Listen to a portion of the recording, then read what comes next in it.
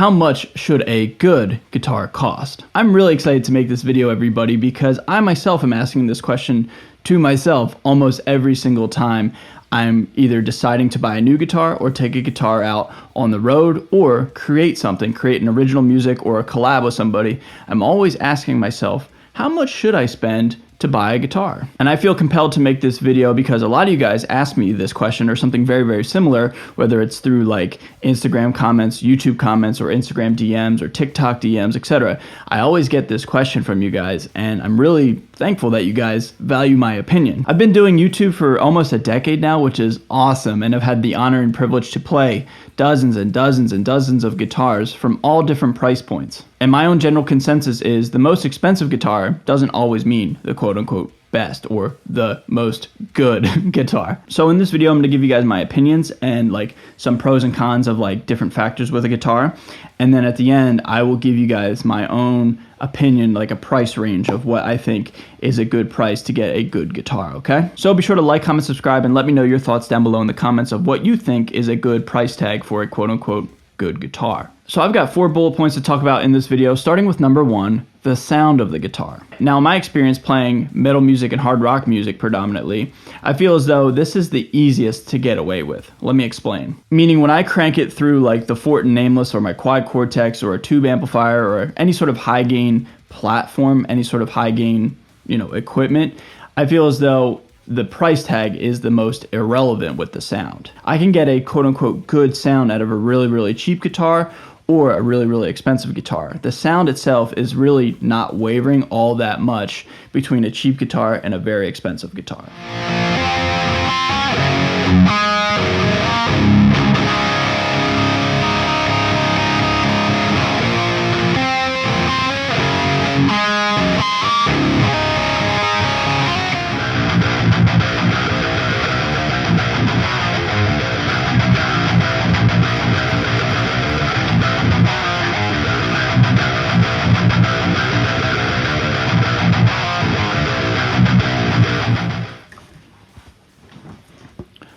For example, this is a Squier baritone. This is what I kind of more or less built my entire, persona on the guitar with. This was sold as like more or less a $500 budget-friendly guitar when it came out. These things are incredibly desirable and rare nowadays, but at the time, they were just a cheap Squier guitar. I've toured with this guitar.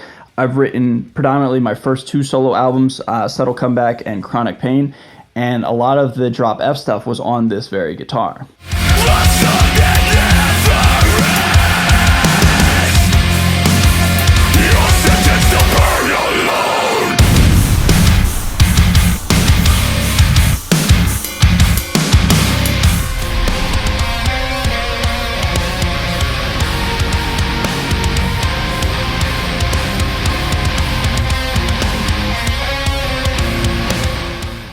And the reason why these guitars are so desirable is most notably the sound. These Jazzmaster Duncan design pickups match that with this body shape and this long 30-inch scale. Something about these guitars sound absolutely amazing. Take another guitar right here. This is a Firefly Tele style guitar that costs about $270. I haven't done a video dedicated to this guitar yet, but I did do an unboxing with this guitar, and it sounds great. It sounds really good for what I needed to do, that is high gain tones predominantly. Now, last but not least, take what is one of my favorite guitars of all time. This is a vintage 1978 Gibson Les Paul Custom that has been on my channel and has been all over the country with me. Again, I've toured with this guitar. I played with For the Fallen Dreams with this guitar, and this guitar sounds absolutely amazing.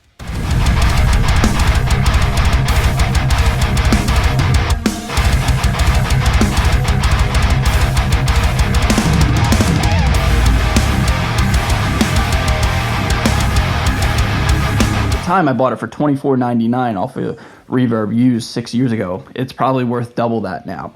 But what I'm trying to get at is here, like, this is arguably my most expensive guitar just because it's vintage and, very, very, very, very desirable, versus the Firefly and the Squier baritone. The sound itself really isn't wavering that much. So take all this into consideration and kind of put a tally in the cheap guitar column for a win, in the sense that, like, sound really isn't that much different between cheap and expensive. Meaning you can save a lot of money if your sole purpose is to get a good sound and not focus on other factors when playing the guitar. Now there are sound differences nonetheless, and we're talking about a wide variety of factors here. You know, humbuckers versus single coils, active versus passive, brand name pickups and aftermarket pickups versus just your stock, you know, Duncan designed or like your Jackson designed, etc. Like we're talking about a wide variety of factors here. But those factors do not have a drastic sound difference between cheap and expensive.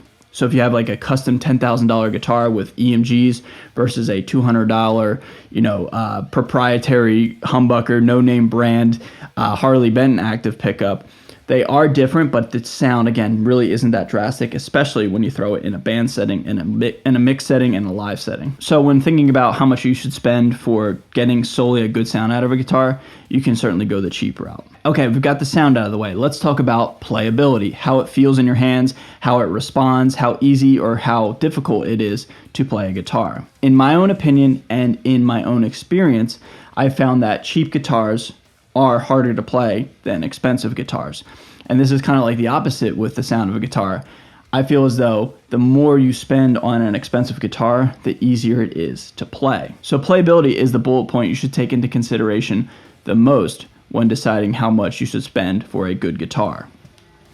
Let's take my Squier baritone. I love this thing to death. This thing is my baby. This thing is the catalyst to me becoming a 30-inch baritone guitar player, having my own signature guitar, etc.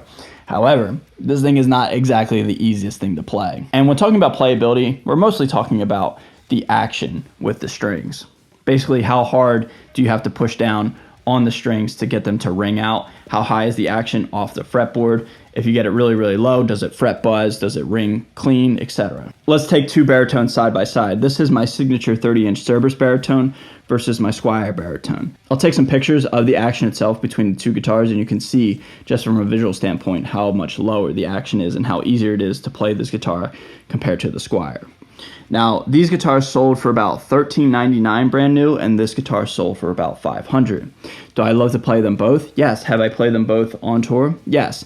But if I had to pick which one feels best in the hands, I certainly would go with this one, and that has nothing to do with it having my name on it. It's just literally a matter of fact. This guitar plays so much better than this Squier. But just because it plays better doesn't necessarily mean that this one doesn't sound as good or isn't like a first choice of mine. Like, they're pretty much neck and neck, but in terms of playability alone, this is my jam. This is the one I would pick every single time. Up next, the next bullet point you want to consider and what determines a guitar to be good or not is how durable is it. And this is something I'm really personally most excited about and most enthusiastic about when getting a guitar. And now this is something that you really can't try at the store. Like, you can't beat up a guitar, you can't throw it around, you can't travel with it in the store, or you certainly can't do it when looking on Sweetwater or Musician's Friend or Guitar Center, right? Like, you can't see how durable something is. So I'll give you guys my experience. Here is the most famous guitar that I have. This is my number one. This is my Jim Root Stratocaster, at least the body, with a now new aftermarket neck. I recently broke a string on it when I was recording with it. But look at this body, dude. This thing has been tested, to say the least. This thing has been through hell and back with me, and it just does not give up. I have played this thing probably close to 150 shows now. I've had it for about 8 years. You guys have seen this guitar go through a copious amount of wear and tear and alterations and modifications, and it does not give up. This body has been through everything with me, and this guitar now itself with the new neck has been through hell. I literally just got off a US tour. I got another US tour coming up next month. I've got overseas shows lined up in the fall, and you best believe that this guitar is coming out with me because of how durable it is. Now, this guitar, brand new about a decade ago, was about $1,200 or something like that.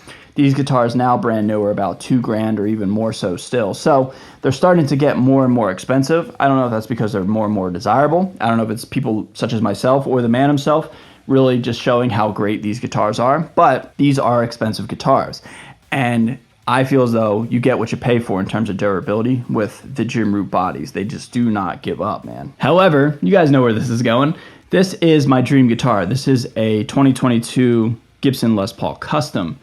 And this guitar is expensive brand new. I bought this used off of Reverb, and it was a broken headstock repair, and then when it came to my house, the headstock was broke in the box. It's a very infamous story. This guitar has a lot of lore, but not necessarily for all the right reasons, right? So just because it's expensive doesn't mean it's durable, and that could just be everything from a design flaw to, whatever, dude. But like, this is my dream guitar, but it isn't necessarily the most durable. It's durable now that I've fixed it for the second time. I fixed it myself with a C-clamp and some wood glue. And I have toured with this guitar, and I have played a bunch of shows with this guitar with Tommy Vex. But just because it's expensive, again, doesn't mean it's durable and it's going to stand the test of time. But that being said, I spent the money because I just wanted one of these, and it's a dream guitar, and I haven't bought a Les Paul since. And just one more guitar, for example, in terms of durability. This is a Indonesian-made Jackson Misha Mansour Juggernaut. I love Jackson. This is the first guitar Jackson ever sent me. This guitar costs about $999 brand new, and it is a workhorse. It's rock solid. I've toured with this thing. I've played it a whole bunch. Played it like maybe 5 shows with this and traveled with it for over a month. And I've done some recording at home, and this thing is incredibly durable so far. So this guitar costs about $1,000 even, and it's very durable in my opinion. So to wrap up this talking point about durability, I feel as though right in the middle is where you should be aiming in terms of price. So like, what's right in the middle? In my opinion, between like $1,000 and $1,500 will get you a really durable and tough guitar. And last but not least, this is kind of a caveat with durability, and that is reliability.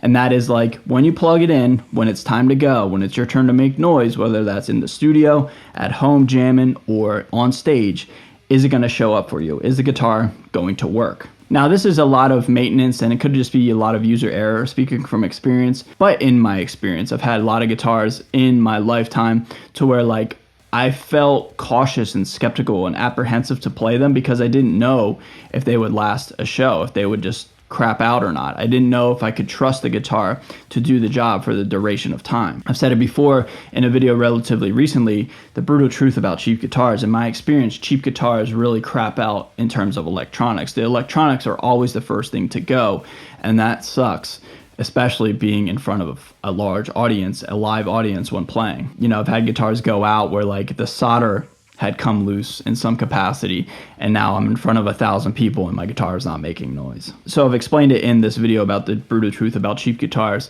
To combat that, I've always just ripped out all the electronics on most of my guitars and just put in my electronics, which is EMGs, because I love EMGs. But that just gives me the peace of mind to not have to worry if a guitar is going to work or not. However, tried and true 78 Les Paul Custom, completely stock in terms of electronics.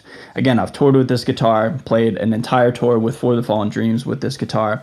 I've had it for over 6 years. I've done copious amounts of recordings with it. I've got my new album that'll be coming out probably at the end of the year. It's pretty much done. There's so many songs written and recorded with this guitar, currently sitting in drop C. It's had water all over it. It's had sweat all over it. It's had 45 years, almost 50 years of playing on it, and to the best of my knowledge, man, it's rock solid. So it's kind of a crapshoot. Like, you don't really know if a guitar is going to be reliable until you have some time with it and you spend some time with it. But I will say this, in my experience, again, kind of that middle of the ground, middle of the road price point will get you a reliable guitar to where, like, as soon as you buy it and it's brand new and it comes to your house, if you spend about, I don't know, give or take $1,500, that guitar will be more or less reliable. In my experience, cheap electronics are not reliable. I mean, one infamous video that comes to mind is the Glenn Fricker Harley Benton V guitar, where it was not reliable because there was like a grounding issue, and I think the grounding issue was with the paint. That guitar looked cool and it might have sounded cool, but there was just an incredible amount of buzz, right? So in my opinion, long story short, go for like the mid-tier price point. It'll get you good electronics and it'll be reliable and it won't crap out. So those are all my bullet points, everybody. Now you guys can probably guess where I'm going to go in terms of like what I think is a good price point. I've said it a couple times in this video, so let's just address it right now. In my opinion, I think if you spend about $1,300 to $1,400 US here in 2025, you will get a rock solid, awesome, badass, amazing quality instrument. And I think that is nothing but a huge positive for everybody, because if you look at Sweetwater, if you look at Musician's Friend, if you look at Guitar Center, all the new guitars that have quality appointments, high-end specs, they look cool, however you want to word it, right? They're all kind of sitting around like $1,300 to like $1,800.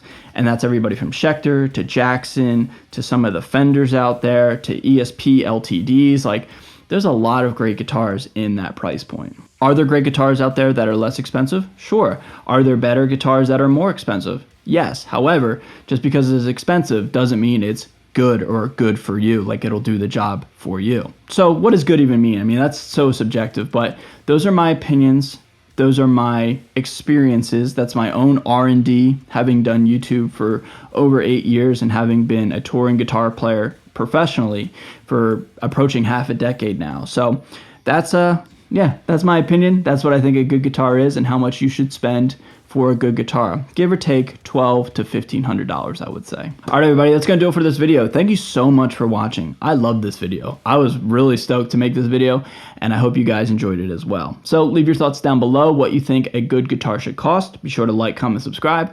And with that being said, everybody, I'm out of here. Love you guys so much. See you guys in the next video. Later.